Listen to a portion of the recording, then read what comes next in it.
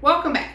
Now we're talking about the R, which is read write. Okay, so we first went over the V, which is visual, then A, which is auditory. Now we're on R, which is read write. A read write learner best learns by reading the information and then writing it in their own words. Okay, so to keep reading and writing interesting, make sure they're reading interesting topics that they are interested in. I mean, you can find different books out there that will keep them interested in math and language and history and science, and then have them write the information in their own words. Okay, so for our examples on the board for like reading and vocabulary, we would read the vocabulary word and the definitions first together. And then I will have the student read the board and then write the missing information. So on the board, I have the definition or the word, vocabulary word, grubbing. So they will have to come up and write the meaning of grubbing on the board, which is digging.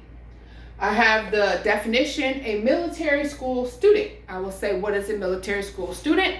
They will have to write on the board, cadet, okay?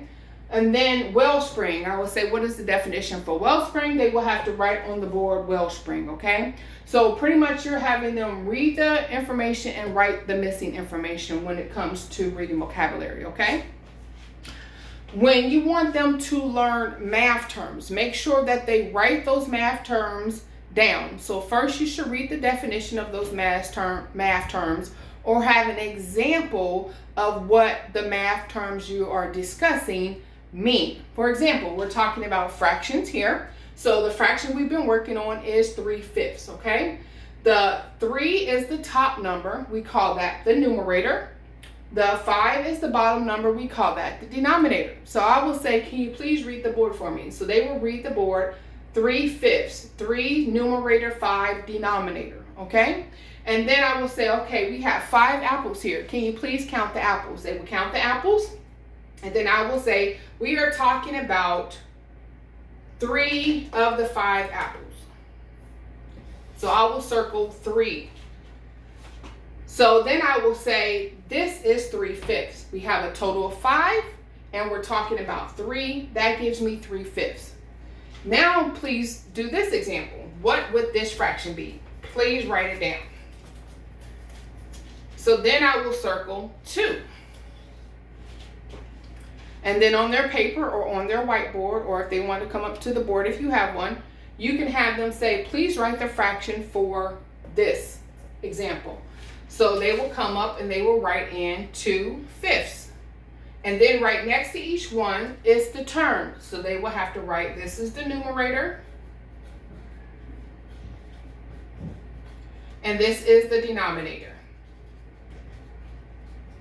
Okay? So if you want them to learn, and a good rule of thumb too is to keep it creative and keep it interesting. Read write learners, I keep a lot of different color markers. So have a lot of different color markers that they can use and write with. That's going to keep them interested in writing when they can change colors up depending on what it is, okay? Now let's talk about the word breakdown for spelling. So we're still on atonement and amendment. And for read write learner, what I will do is I will leave some spaces. So I will put the special sounds at 1, or the smaller words and the bigger word. And then I will leave 4 spaces, 1, 2, 3, 4, for them to put the special sound. I will say, come up and please write the special sound on the board. Using their color, our color is blue for special sound, they will put mint on the board. They know their special sound is 4 digits. On amendment, however, I already wrote the special sound mint on the board. So that means that they have to come up with what the missing letters are. So we have elm, and then we have and mint. So they know they have to put here and. Okay?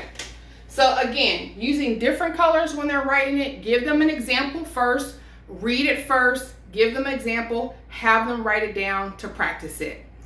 Stay tuned. See you in the next one.